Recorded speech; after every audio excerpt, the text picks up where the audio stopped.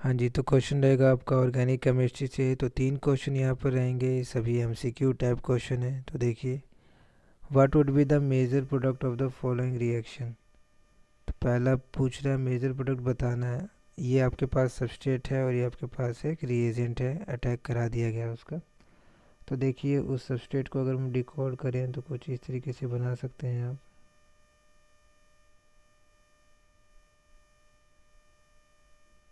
आ रही बात समझ में? ठीक।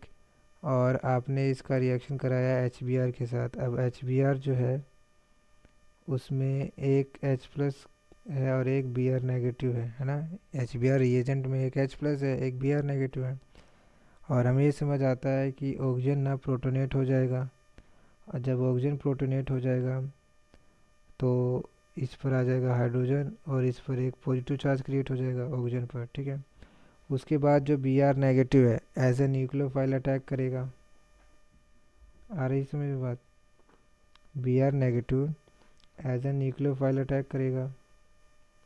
कहाँ करेगा यही आपको सोचना है।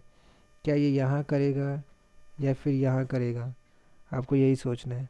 तो हमें पता है कि ये SN1 मैकेनिज़्म फॉलो करेगा यहाँ पर, और बहुत बेहतरीन कार्बोकैटायन का फॉर्मेशन करेगा जो कि फिन बेंजाइल कैटायन है। सोच के देखिए, अगर ये बॉन्ड इधर शिफ्ट हो जाए, इधर शिफ्ट होने के बाद आपको समझ आ रहा है कि ये कार्बोकैटायन कुछ इस तरीके से फॉर्म होगा।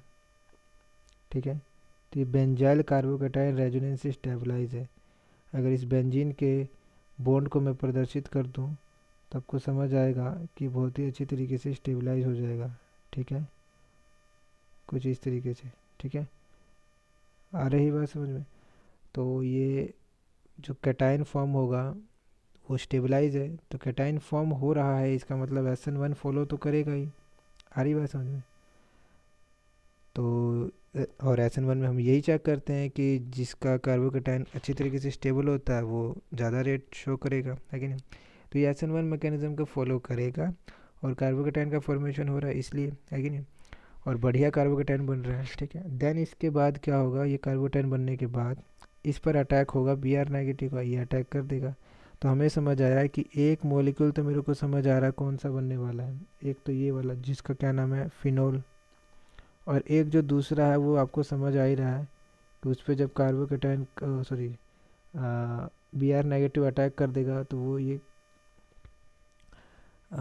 बेंजाइल ब्रोमाइड का फॉर्मेशन कर लेगा। ठीक है, ये बेंजाइल है, देखिए ये बेंजाइल है, ये ब्रोमाइड है ना, ये आपका फिनोल है। तो एक आपका हो जाएगा फिनोल, दूसरा हो जाएगा आपका बेंजाइल ब्रोमाइड। तो ये चेक कर लीजिए कौन सा है। इसमें तो आपके पास बेंजाइल अल्कोहल दिया गया है। अल्कोहल जब बनता, जब आपका ये वाला बॉन्ड टूटता, समझने की कोशिश करना, ये वाला बॉन्ड इस तरीके से टूटता, अगर ये बॉन्ड टूटता तो फिनाइल कैटायन का फॉर्मेशन होता जो कि अनस्टेबल होता है।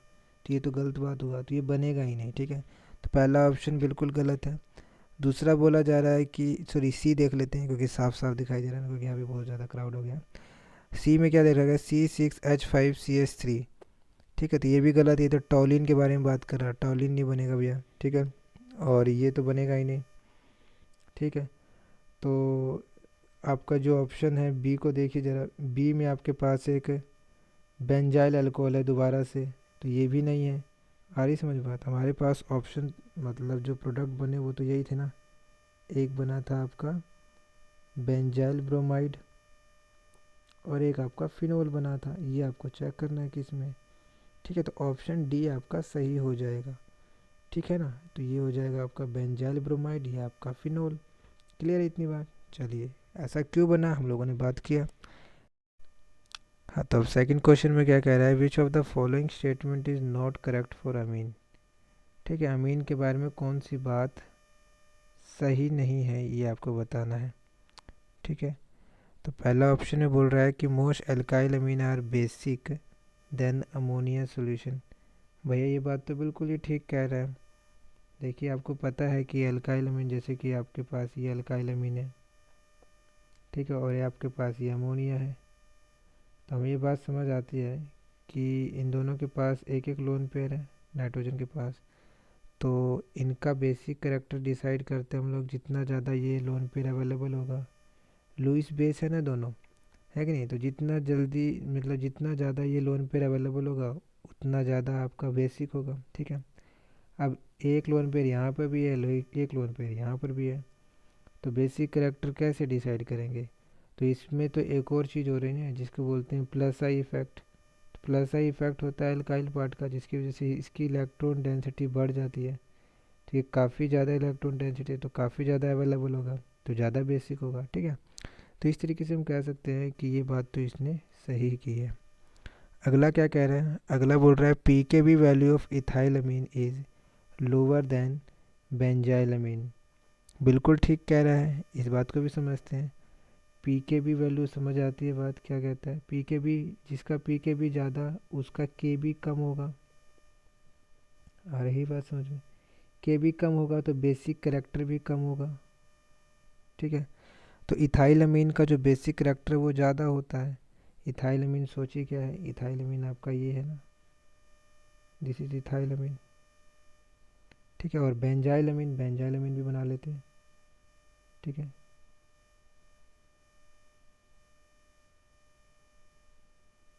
ठीक है, अब आपको एक लाइन याद होगी कि एलिफैटिक अमीन जो होते हैं वो ज़्यादा बेसिक होता है।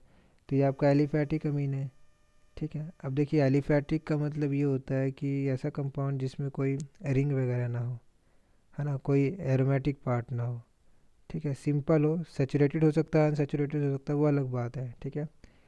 तो अगर इस डेफिनेशन से जाए एलिफैटिक है तो ये तो ज़्यादा बेसिक होगा, क्योंकि आपको पता है कि एलिफैटिक अमीन ज़्यादा होते हैं बेसिक, ठीक है। अब देखिए जनरली इसको भी आप एलिफैटिक बोल ही सकते हो, ठीक है। लेकिन फ़िलहाल हम कहेंगे कि अगर बिल्कुल बेसिक से जाओ तो हमें समझ आता है कि ये आपका एलिफैटिक होगा, ये आपका एरोमेटिक कह सकते हो इसमें, ठीक है। पर ये एरोमेटिक भी नहीं कह सकते पूरी तरीके से, क्योंकि अगर एरोमेटिक होता तो ये एनिलीन होता, ना कि बेंजाइलमीन होता, समझ रहे हो?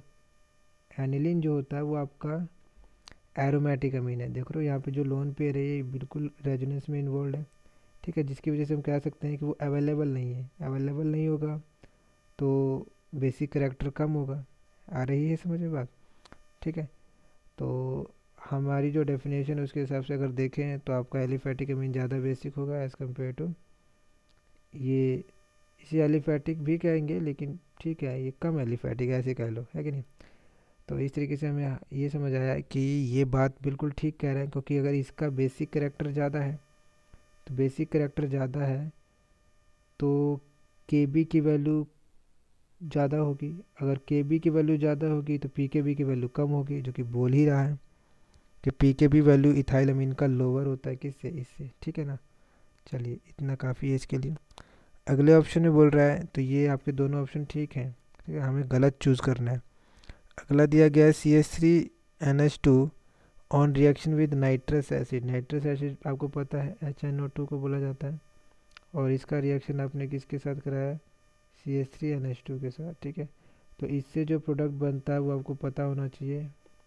एक बनता है अल्कोहल, नाइट्रोजन गैस रिलीज हो जाती है और पानी निकल जाता है इसमें, ठीक है। तो ये आपको ये याद ही रखना है कि भैया जो एलिफैटिक अमीन है, ठीक है, वो नाइट्रस एसिड के साथ रिएक्शन करेगा तो N2 गैस देगा, NO2 गैस नहीं देगा, ये गलत है, ठीक है, याद रखना है आपको, ठीक है। इससे जो, चलो ठीक है इतना ही काफ़ी है। तो ये मतलब ठीक है ये तीन ऑप्शन, मतलब ये गलत हो गया नहीं, तो ये तो गलत हो गया, N2 गैस निकलता है ना कि NO2 गैस, ये तो गलत हो गया। तो ये हमारा आंसर मिल गया, यही आंसर आपका, ठीक है, दिस इज़ योर आंसर, है ना। ये आपका ऑप्शन सी इसका आंसर हो जाएगा। चलो अगला जो आपका ये क्या कहते हैं डी ऑप्शन है, इसको भी एक बार देख लेते हैं। Hinsberg reagent react with secondary amine to form sulfonamide, ठीक है। तो हिंसबर्ग रिएजेंट आपको पता है sulfonyl sorry benzyl sulfonyl chloride होता है, तो इस तरीके से उसका स्ट्रक्चर होता है, ये हो गया आपका बेंजाइल सल्फोनाइल क्लोराइड, ठीक है ना, इस तरीके से समझ आती बात। अब इसका रिएक्शन आपको कराना है किसके साथ? Secondary amine. सेकेंडरी अमीन आपको पता है जिसके पास एक हाइड्रोजन हो उसे सेकेंडरी अमीन बोलते हैं, मतलब इसकी बात कर रहा हूँ मैं, ठीक है ना। तो ये रिएक्ट कर सकता है ना इसके साथ, ये यहाँ आएगा फिर ये जाएगा, नेगेटिव जो ऑक्सीजन पे है दोबारा से प्रेशराइज करेगा तो Cl नेगेटिव निकल जाएगा। तो मैं एक ही स्टेप में इसको बता देता हूँ कि ये जाएगा तो इस तरीके से निकल जाएगा ये, ठीक है। तो अगले स्टेप में आप समझ पा रहे हैं क्या बनने वाला है। अगले स्टेप में आपका कुछ इस तरीके से फॉर्म हो जाएगा,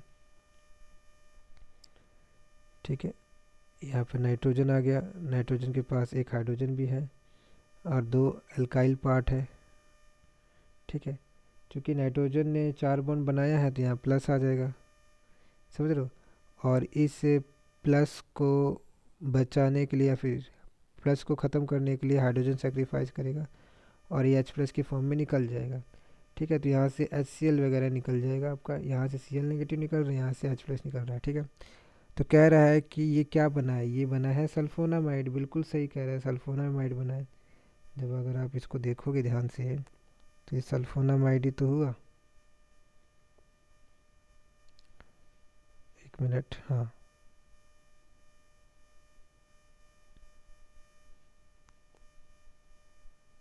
ठीक है, ठीक है।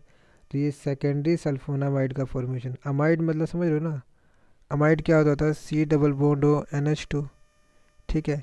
तो C+O था, वैसे यहाँ पे सल्फर डबल बॉन्ड O है, ठीक है। यहाँ पे नाइट्रोजन है, यहाँ पे नाइट्रोजन है, इसीलिए इसको सल्फोनामाइड बोला गया। तो बिल्कुल ठीक कह रहा है भैया, ये भी आपका सही ही है, ठीक है। तो हमें तो पता ही चल गया था ना आंसर, ठीक है, ओके। अगला क्या कह रहा है, which of the following test reactions is given by aldehyde as well as ketone. तो हमें पता है कि एल्डिहाइड एंड कीटोन का जो टेस्ट होता है 2,4-DNP से आप कर सकते हैं, लेकिन उसमें ये नहीं पता चलेगा कि वो एल्डिहाइड है कि कीटोन है, ठीक है। तो बेसिकली 2,4-DNP टेस्ट किसके लिए होगा, कार्बोनिल कंपाउंड के लिए होगा, और कार्बोनिल कंपाउंड आपके दो हैं, एल्डिहाइड एंड कीटोन। तो ये आपका ऑप्शन हो जाएगा सही, ठीक है। अच्छा, फैलिंग क्या करेगा, फैलिंग तो भैया खाली ये बताएगा कि एरोमेटिक एल्डिहाइड है कि एलिफैटिक एल्डिहाइड है, मतलब क्योंकि हमें पता है कि एरोमेटिक एल्डिहाइड फैलिंग टेस्ट नहीं देता है, जैसे कि ये वाला एरोमेटिक एल्डिहाइड है, और एलिफैटिक एल्डिहाइड दे देता है, तो ये दे देगा लेकिन ये नहीं दे पाएगा, कौन, फैलिंग, ठीक है। समझ रहे हैं ना, मतलब इसका पता कर पाएगा, मतलब इसके साथ रिएक्शन करेगा, इसको ऑक्सीडाइज करके RCOO नेगेटिव में कन्वर्ट कर देगा, कौन, फैलिंग। समझ रहे हो ना, फैलिंग एक ऑक्सीडाइजिंग एजेंट है, माइल्ड ऑक्सीडाइजिंग एजेंट है, ठीक है, ऐसे कह सकते हैं। पर ये इसको ऑक्सीडाइज नहीं कर पाएगा। अच्छा, टॉलेंस दोनों को निपटा देगा, इसको भी ऑक्सीडाइज कर देगा और इसको भी ऑक्सीडाइज कर देगा, ठीक है। और कैनी ज़ीरो के लिए आपके पास क्या होना चाहिए, एक ये वाला ग्रुप होना चाहिए कम से कम, मिथाइल कीटोन, ठीक है। तो ये तो इसको चेक करता है कैनी ज़ीरो, है कि नहीं, सॉरी कैनी ज़ीरो बोला ना, कैनी ज़ीरो में क्या चेक होता है, ये जो बातें बोली ये तो आइडो फॉर्म की कंडीशन हो गई ना, ठीक है, सॉरी बिल्कुल गलत हो गया था ये, ओके।